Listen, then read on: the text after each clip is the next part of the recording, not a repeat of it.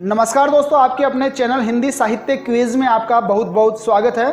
दोस्तों, जैसा कि आप जानते हैं कि हिंदी भाषा के उद्भव और विकास से संबंधित 350 अति महत्वपूर्ण प्रश्नों की हमने सीरीज शुरू कर रखी है और इस सीरीज के फर्स्ट वीडियो में हमने 1 से लेकर 30 प्रश्न देखे थे और आज के इस वीडियो में हम 31 से लेकर 60 यानी कुल 30 प्रश्न देखेंगे। तो चलिए शुरू करते हैं आज का ये वीडियो।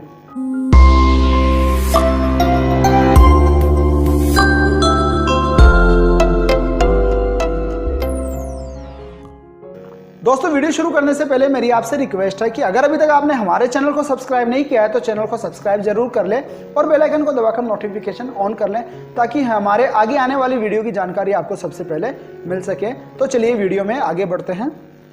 दोस्तों, 31वां प्रश्न है, भारत की प्रथम देश भाषा कौन सी है? विकल्प है ए प्राकृत, बी संस्कृत, सी पाली या फिर डी अपभ्रंश। तो इसका सही जवाब होगा विकल्प सी पाली। प्रश्न नंबर 32, प्रथम प्राकृत किस भाषा को कहा जाता है?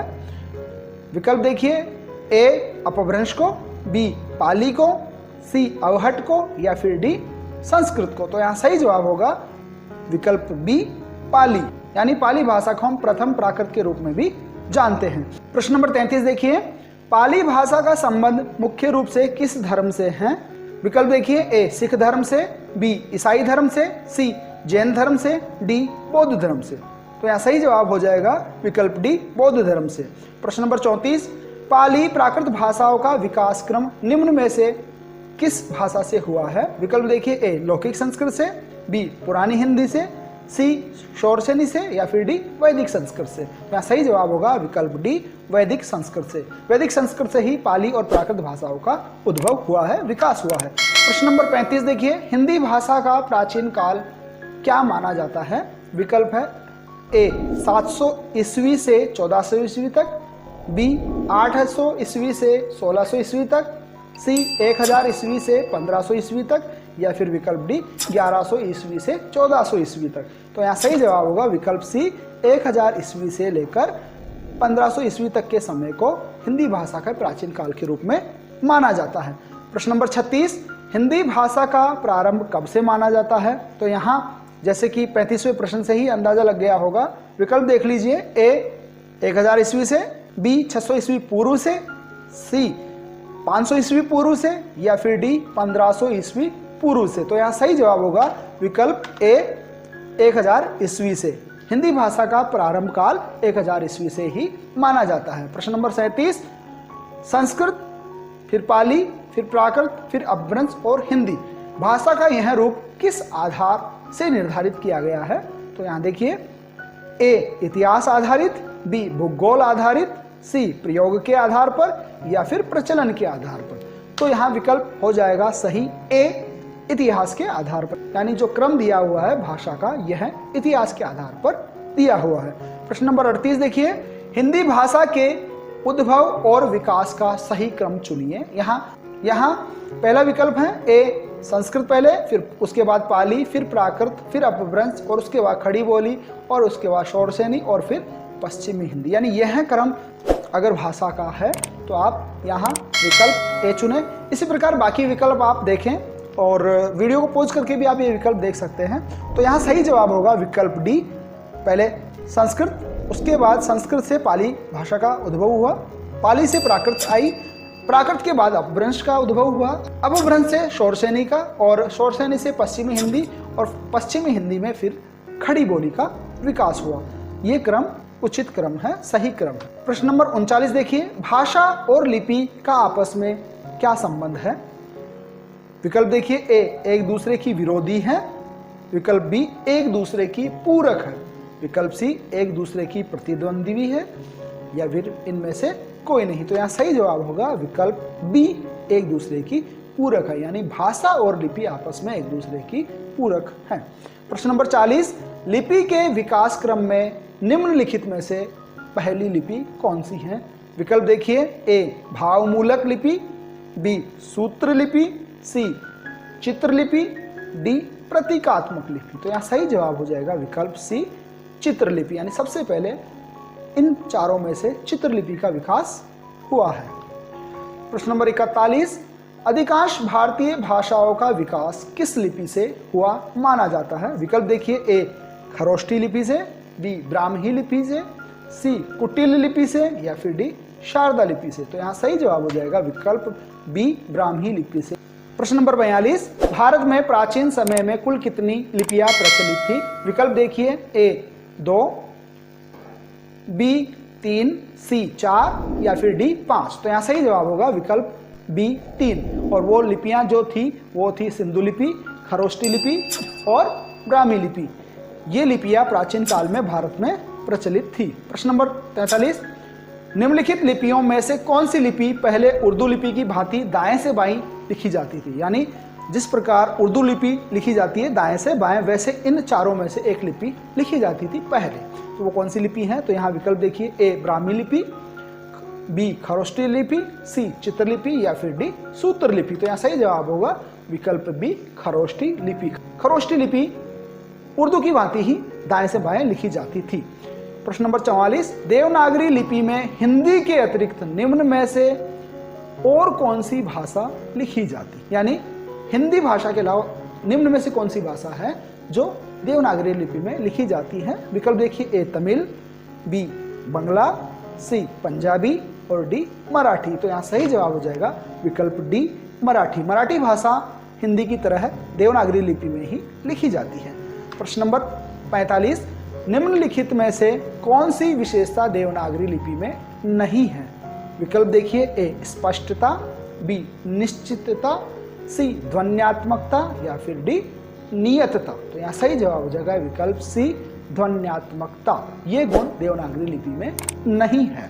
प्रश्न नंबर 46, निम्न में से कौन सी भाषा देवनागरी लिपि में लिखी जाती है? तो यहाँ विकल्प देखिए, ए डोंगरी, बी सिंधी, सी कोंकणी और डी उड़िया। तो यहाँ सही जवाब हो जाएगा सी कोंकणी। कोंकणी भाषा जो गोवा में बोली जाती है वह भाषा देवनागरी लिपि में लिखी जाती है। प्रश्न नंबर 47, दक्कनी हिंदी की लिपि कौन सी है? विकल्प देखिए, ए फारसी, बी देवनागरी, सी रोमन और डी गुरुमुखी। तो यहाँ सही जवाब हो जाएगा विकल्प ए फारसी। प्रश्न नंबर 48, उर्दू भाषा से संबंधित लिपि निम्न में से कौन सी है? विकल्प देखिए, ए फारसी, बी देवनागरी, सी रोमन, डी गुरुमुखी। तो यहाँ सही जवाब हो जाएगा विकल्प ए फारसी। यानी उर्दू भाषा फारसी भाषा में लिखी जाती है। प्रश्न नंबर 49, विभिन्न प्राचीन लिपियों का उल्लेख करने वाला बौद्ध ग्रंथ कौन सा है? ए ललित विस्तार, बी विनय पिटक, सी हर्षचरित, डी अनुबंध चिंतामणि। तो यहाँ सही जवाब हो जाएगा विकल्प ए ललित विस्तार। प्रश्न नंबर 50 देखिए, हिंदी भाषा का इतिहास पुस्तक के लेखक कौन है? विकल्प है, ए युयुत्सा राय, बी धीरेन्द्र वर्मा, सी श्याम सुंदर दास, या फिर डी उदय नारायण तिवारी। तो यहाँ पे सही जवाब हो जाएगा विकल्प बी धीरेन्द्र वर्मा। प्रश्न नंबर 51 देखिए, प्राकृत प्रकाश नामक व्याकरण ग्रंथ के लेखक कौन है? विकल्प है, ए वररुचि, बी धीरेन्द्र वर्मा, सी पतंजलि, डी उदय नारायण तिवारी। तो यहाँ सही जवाब हो जाएगा विकल्प ए वररुचि। प्रश्न नंबर 52, श्याम सुंदर दास द्वारा लिखित ग्रंथ कौन सा है? विकल्प है, ए हिंदी भाषा का आरंभ, बी देवनागरी की एक रूपता, सी हिंदी में वर्ण विन्यास, डी हिंदी भाषा और साहित्य। तो यहाँ सही जवाब हो जाएगा विकल्प डी हिंदी भाषा और साहित्य। प्रश्न नंबर 53, देवनागरी दुनिया की सर्वाधिक वैज्ञानिक लिपि है, यह कथन किस विद्वान का है? विकल्प देखिए, ए आचार्य रामचंद्र शुक्ल का, बी विवेकानंद का, सी विनोबा भावे का, डी राहुल सांकृत्यायन का। यह सही जवाब हो जाएगा विकल्प डी राहुल सांकृत्यायन का।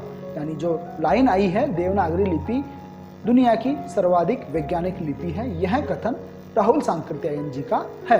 प्रश्न नंबर 54, लिपि के विकास क्रम में निम्न में से पहली लिपि कौन सी है? निम्न में से बताना है। विकल्प ए चित्रलिपि, बी भावमूलक लिपि, सी सूत्र लिपि और डी प्रतीकात्मक लिपि। तो यहाँ पर विकल्प ए सही हो जाएगा चित्रलिपि। प्रश्न नंबर 55, देवनागरी लिपि मूलतः क्या है, या देवनागरी लिपि का मूलतः निम्न में से कौन सा प्रकार है? तो विकल्प देखिए, ए अक्षरात्मक, बी वर्णात्मक, सी चित्रात्मक या फिर डी प्रतीकात्मक। तो यहाँ सही जवाब हो जाएगा विकल्प ए अक्षरात्मक। देवनागरी लिपि अक्षरात्मक लिपि है क्योंकि इसके सारे व्यंजन स्वरों के माध्यम से ही उच्चारित होते हैं, यानी व्यंजनों का उच्चारण करने के लिए आपको स्वरों की मदद लेनी ही पड़ती है। प्रश्न नंबर 56, इनमें से देवनागरी लिपि का उल्लेख सर्वप्रथम कहाँ मिलता है? विकल्प देखिए, ए अशोक के शिलालेख में, बी सिंधु घाटी सभ्यता में, सी जयभट्ट के शिलालेख में, डी सारनाथ में।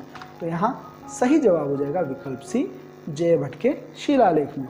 प्रश्न नंबर 57, देवनागरी लिपि का सबसे पहला प्रयोग कहाँ हुआ? विकल्प देखिए, ए गुजरात के राजा जयभट्ट 8वीं शताब्दी के शिलालेख में, बी अशोक के शिलालेख में, सी वडोदरा नरेश ध्रुव राजा की राजज्ञाओं में, या फिर डी राष्ट्रकूट नरेशों की राजज्ञाओं में। तो यहाँ सही जवाब हो जाएगा विकल्प ए गुजरात के राजा जयभट्ट जो कि 8वीं शताब्दी में थे के द्वारा बनवाए गए शिलालेखों में देवनागरी लिपि का प्रथम प्रयोग मिलता है। प्रश्न नंबर 58 देखिए, नागरी लिपि का मूल अर्थात प्राचीनतम रूप कहाँ मिलता है? विकल्प देखिए, ए गुजरात के राजा जयभट्ट यानी 8वीं शताब्दी के शिलालेख में, बी अशोक के शिलालेखों की लिपि में, सी वडोदरा नरेश ध्रुव राजा की राजज्ञाओं में, या फिर डी राष्ट्रकूट नरेश की राजज्ञाओं में। तो यहाँ सही जवाब हो जाएगा बी अशोक के शिलालेखों की लिपि। प्रश्न नंबर 59, नागरी लिपि का उद्भव कब हुआ था? विकल्प देखिए, ए 8वीं से 9वीं शताब्दी के बीच, बी 5वीं से 7वीं शताब्दी के बीच, विकल्प सी 6वीं से 8वीं शताब्दी के बीच, या फिर विकल्प डी 7वीं से 8वीं शताब्दी के बीच। तो यहाँ सही जवाब हो जाएगा विकल्प ए 8वीं से 9वीं शताब्दी के बीच। प्रश्न नंबर 60 देखिए, आधुनिक देवनागरी लिपि का उद्भव कब हुआ था? यहाँ विकल्प है, ए 8वीं और 9वीं शताब्दी के बीच, बी 9वीं से 10वीं शताब्दी के बीच, सी 6वीं से 8वीं शताब्दी के बीच, डी 10वीं से 12वीं शताब्दी के बीच। तो आधुनिक देवनागरी लिपि का प्रयोग हुआ था विकल्प डी 10वीं से 12वीं शताब्दी के बीच। तो धन्यवाद दोस्तों, आज के इस वीडियो में हम ये 30 प्रश्न ही देखेंगे। आगे के 30 प्रश्न हम अगले वीडियो में देखेंगे।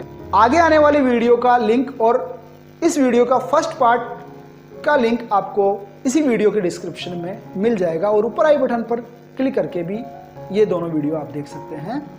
उम्मीद है वीडियो में दी गई जानकारी आपको पसंद आई होगी। वीडियो में दी गई जानकारी आपको पसंद आई हो तो वीडियो को लाइक जरूर करें। चैनल को अभी तक आपने सब्सक्राइब नहीं किया तो चैनल को सब्सक्राइब करें और बेल आइकन को दबाकर नोटिफिकेशन ऑन कर ले ताकि हमारे आगे आने वाली वीडियो की जानकारी आपको सबसे पहले मिल सके।